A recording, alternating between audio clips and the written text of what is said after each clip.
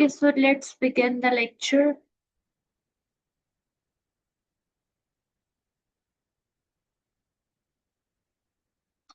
Okay, so we will be starting from here. That is the five kingdoms scheme. And a kingdom is the largest group of organisms that is recognized by the biologist, right? In earlier times, we had only plants and animal kingdom, right?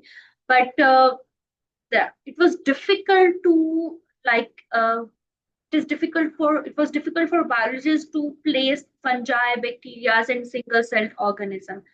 So for that reason, we needed a five kingdom of classification system, and there are still many protists that contain chlorophyll, and they show some important similarities to some members of the algae, and they are classified under plant. Then there comes viruses. We have discussed that viruses are not included in any kingdom. They are not considered to be living organisms, and they lack cell membranes such as cytoplasm, ribosomes, and things like these as well. And they do not demonstrate the characteristics of living organisms such as feeding, respiration, excretion, growth, and things like that. But they do reproduce, and that is only done in the cells of living organisms, and they do that so by using the materials that are provided by the host cells.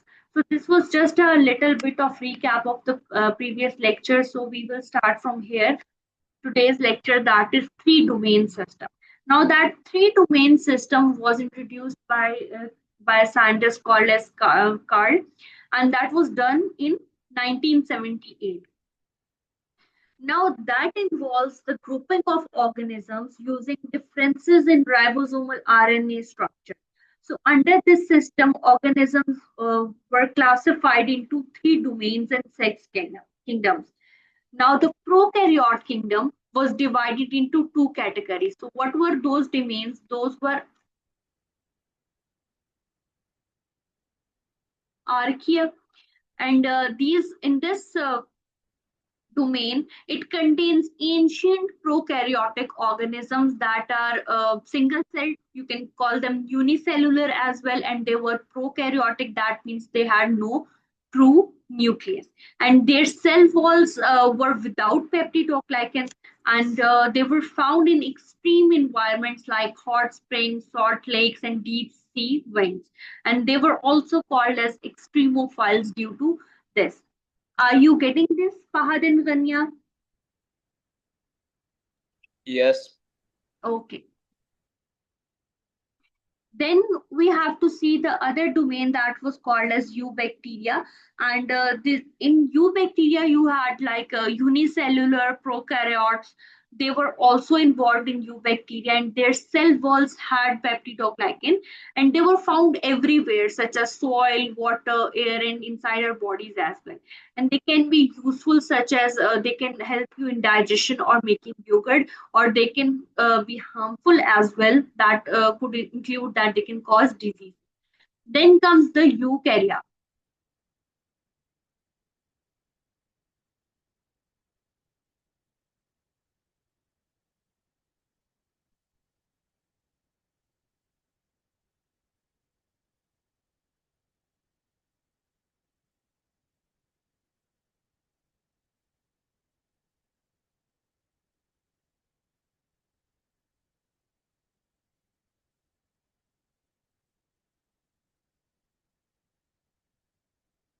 In eukarya, there were unicellular or multicellular organisms, and the eukaryotic cells were also included in this kingdom, and that have the true nucleus, and they had membrane bonded organelles, and they included four kingdoms. Like in eukarya, we had four kingdoms that were protista, fungi, plantae, and animalia. All these kingdoms, they come under the domain of eukarya. So this was the three domain system that was proposed by Carl.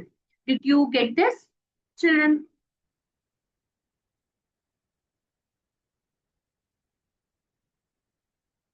Yes, Rania and Fahad, should I move forward? Yes, ma'am. Okay, so you may ask me any question you have related to these topics. Now then we have to start the kingdom planting. We know that Kingdom Plantae we discussed the cells that are multicellular. Their cells have cell wall that is made up of cellulose, and many of the cells in in the leaves and stems they contain chloroplast. Now, chloroplast also contains a photosynthetic pigment that is called as the chlorophyll. And obviously, the Kingdom Plantae, all the cells in Kingdom Plantae, or all the like plants, they perform photosynthesis. And then there are two main categories that comes under that comes under the Kingdom Plantae. The first one is the ferns, and the second one is flowering plants. Right?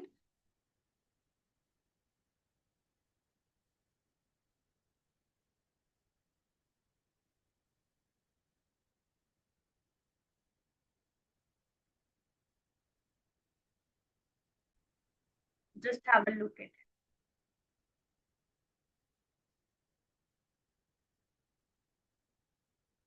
Okay, so ferns are the land plants that have like well developed structures. They have roots, stems, leaves, and they are similar to flowering plants. The stem usually is completely below the ground, and in case of bracken, the stems goes horizontally below ground, and leaves are at intervals. So the roots they grow directly from stems. Stem and leaves they contain sieve tubes and water conducting cells that are similar to xylem and phloem of a flowering plant. Then the leaves of a fern they vary from species to species, but there are several cell thick, and most of them they have lower and upper epidermis. They have a layer of palisade cells and spongy mesophyll cells that are similar to the flowering plants. And leaves in ferns are called as fronds, and they do not produce flowers. They reproduce by spores, and that is produced on the underside of leaves. So let me show you how the ferns look like. So these are different plants that comes under the category of ferns, right? You can see that they are different from the flowering plants, right? Their leaves are called as fronds, and their stems. What do we just learn about the stems of ferns?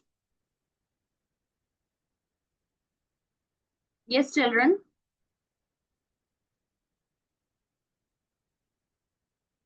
Usually their stem is completely below the ground.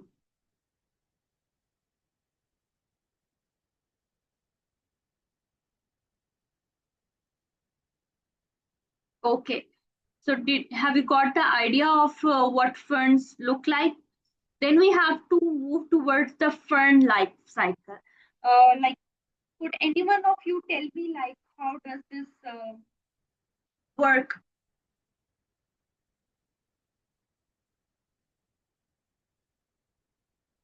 Have you seen this life cycle before?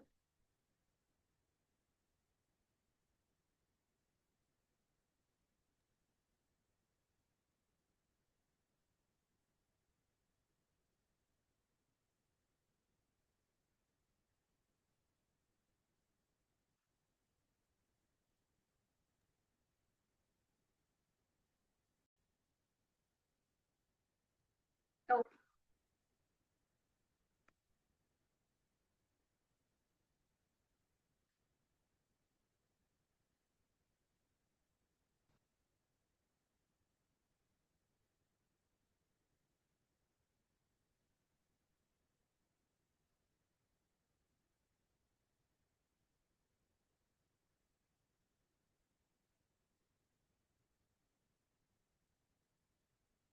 okay. So this starts from a sporophyte diploid generation from here, right? The life cycle starts from here. Let me zoom in. Okay.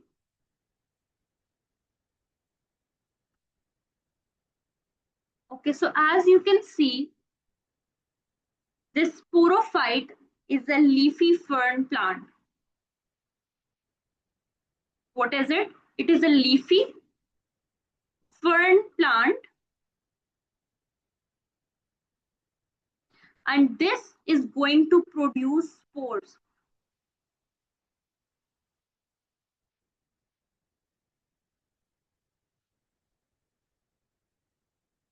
by the process of meiosis.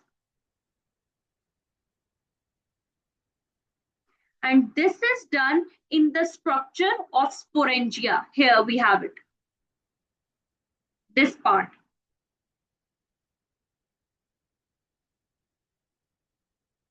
Right? What happens in sporangia? Spores are produced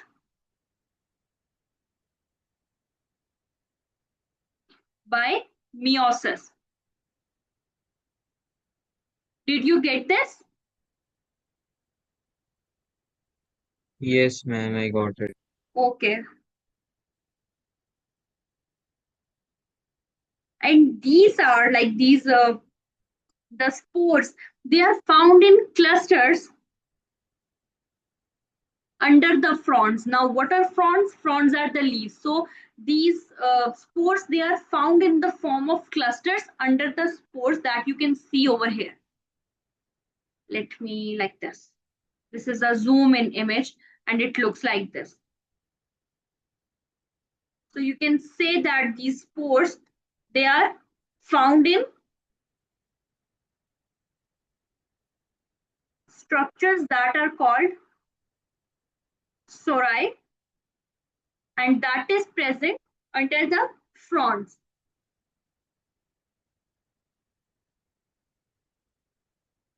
Okay, after that, here we have got the spores. Now this was diploid. The sporophyte was diploid, or you can say it was 2N.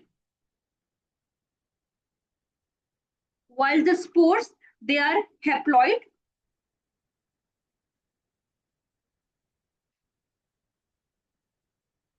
that are N.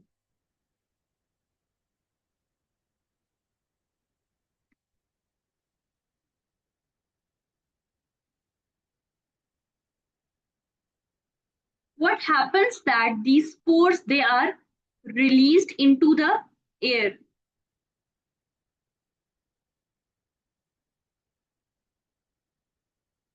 When they are going to land on, if they are going to land on moist place, what will happen over there? They germinate, right? Is it clear over here? Is it clear till here?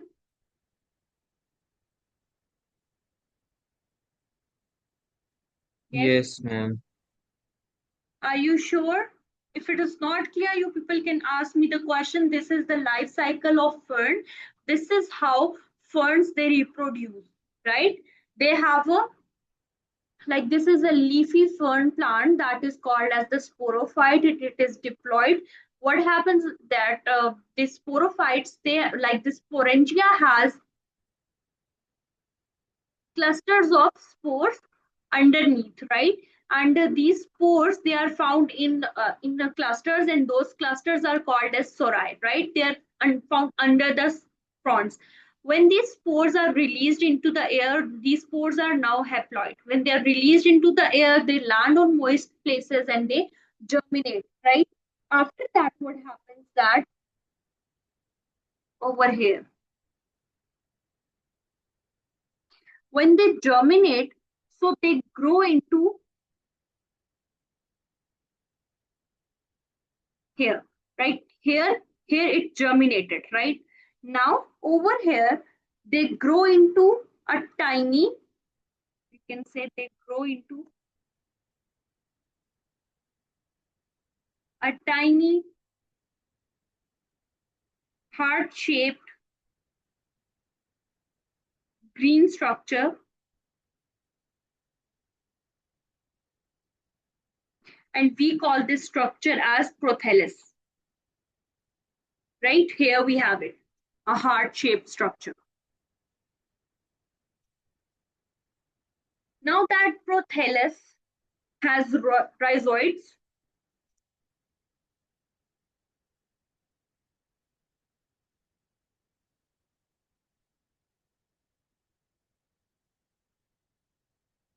Can you see these?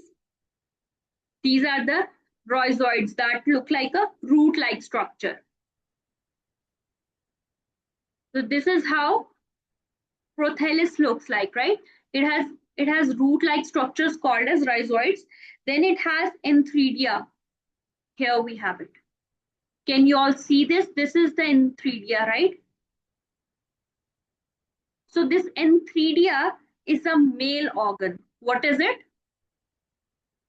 It's a male organ, and this produce sperms, right? Then we have this archegonium, that is the female organ. Got it? And this female organ holds eggs. You got it? Yes, ma'am. Okay. So when those spores they germinate, so you have got like a gametophyte, that is a haploid generation. In that you have a prothallus that has three important parts, that are the root-like structures that are called as rhizoids. Then you have the male organ, that is enthredia, and then you have the female organ that is called as archegonium. Now after that, because we have the male and female organ, then there will be a fertilization that will take place. So the sperm swims to the egg that requires water. So here, the sperm from here, it will swim towards the egg, and that will require water. So obviously the archegonium is the egg, so fertilization will happen in the archegonium, and then as a result of this, you will get a diploid zygote, that is 2n.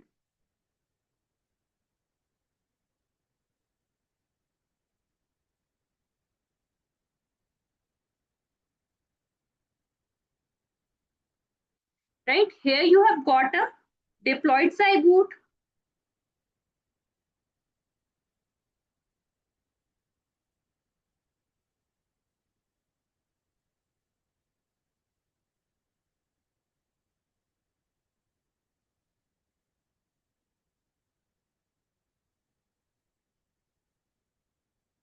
and this is going to convert into a new fern plant,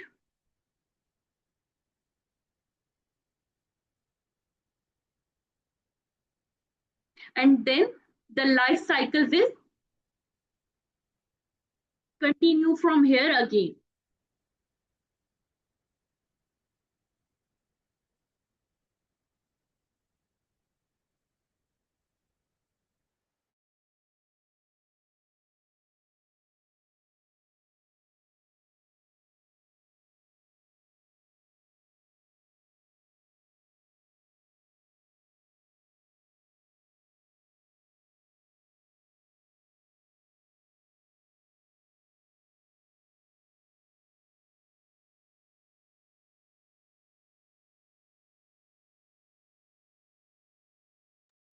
Yes, Vanya, could you hear me?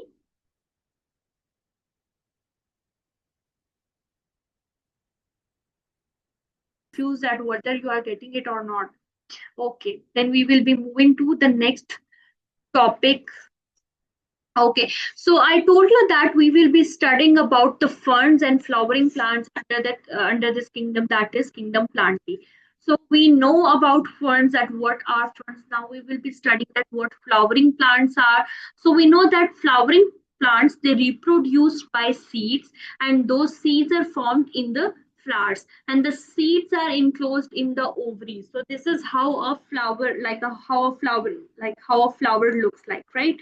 So these are different parts of the flower. We have the petals, we have the stigma, style, ovule. So the stigma, style, ovary, and ovule is called as the carpel. And then we have the anther and filament that is also present in this plant body. Then we have the sepals, then we have the other structures. So the flowering plants, they are divided into two subclasses. They are divided into the monocotyledons and dicotyledons, right? What are cotyledons? These are the embryonic leaf which often contains the stored food, right? And these are the first leaves that grow from a plant seed. So what are monocotyledons and what are dicotyledons? That monocotyledons, they only have one cotyledons in their seeds, while dicotyledons, they have two cotyledons in their leaves. Leaves have, in case of monocotyledons, the leaves, they have straight parallel lines, veins, that are called as veins. And the flowers, they usually have three or six petals. And mostly they are long, narrow leaves. And in case of that, in case of daffodils, Ma'am, blueberry, yes, ma'am, also in the case of monocots, the leaf pattern is like not the leaf pattern, but the leaves themselves are either three or the table of three, while dicots are like four or five or the table of four and five. yes, you're right, Mimsa. Okay, so in the case of dicotyledons, the leaves, they are usually broad and the leaf veins form a branching network, and the flowers, they are usually with a pattern of four or five petals, and they have big main roots that are called as taproots. So we can see like these are the monocotyledons and these are the dicotyledons. So you can see how what are the differences between the two kinds, right? And yeah, this one is like more uh, clear image. In case of monocot leaves, you can see that there is a pattern of parallel veins, while in case of dicot leaves, they have a branching pattern, right?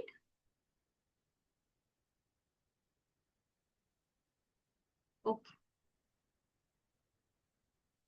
now we Ma'am, have could you please show the plant again, the reproductive system of the plant? uh, plant or flower or this. No, no, below the flower, the flower. Yes, that's Yes, it. this one.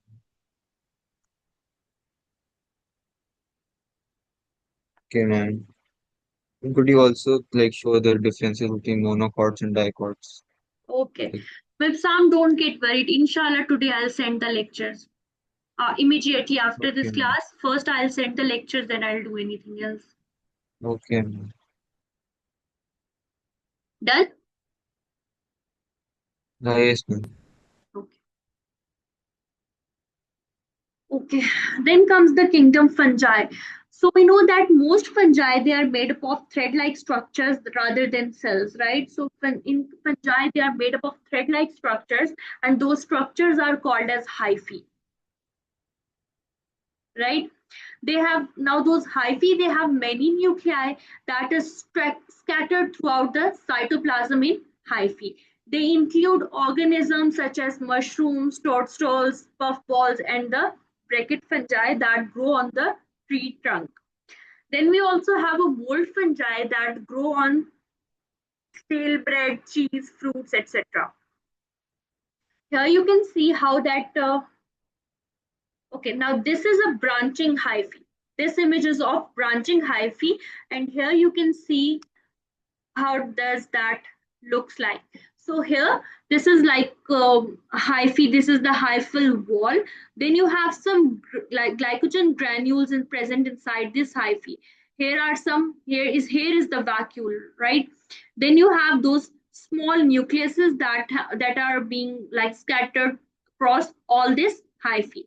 Now here you have the digested food, and here are the enzymes present at the tips of hyphae. Okay. Now the mold fungi, they grow on stale bread, cheese, fruits, etc., and they live in the soil or in dead food. We have yeast as well, that is also called a single-celled fungi, and it has the features, they are similar to the mold. Then we also have parasites that comes under the category of fungi. There are some fungal species that and these are the organisms that live on another organism that is called as host, right? A parasite that lives the parasites, they live on another organism, and that another organism is called as host. So what they do over there, that they gain food and shelter from it, right? That is called as one sided relationship. And the fungal parasites, they live in other organism, and those Ma'am, organisms can be, ma'am, yes, ma'am, is it called parasitic symbiosis? Parasitic symbiosis. yes, symbiosis. And they live in other organisms. Those organisms can be particularly plants, where they cause disease that can affect the crop plants, such as mildew, right?